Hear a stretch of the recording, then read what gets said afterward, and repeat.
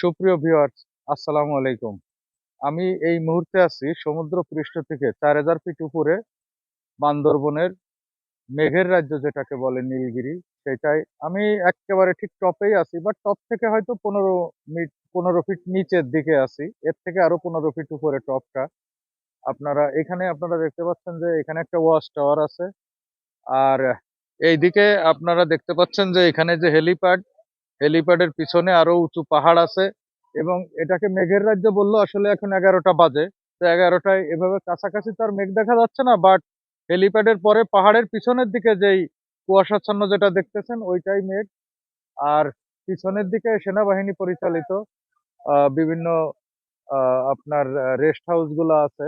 তারা ভাড়াও দিয়ে থাকেন, এবং আপনারা আসলে থাকতে পারবেন। তাদের নিরাপত্তা, টুরিস্ট পুলিশ আছে, সেনাবাহিনী আছে, সমস্ত কিছু আছে। নিরাপত্তার কোনো সমস্যা নেই। এখানে রাত্রি যাপনতা করতে পারবেন। চারিদিকে আপনারা যেগুলো দেখতেছেন সমস্ত পাহাড় এবং মেঘ।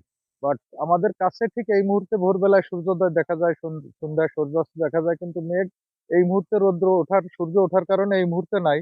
বাট ভোরবেলা এখানে মেঘ দেখা যায়, এই জন্য এটাকে মেঘের রাজ্য বলে। যাই হোক, ঘুরে আসতে পারেন সম্প্রীতির বান্দরবন, নীলগিরি। ধন্যবাদ। আসসালামু আলাইকুম।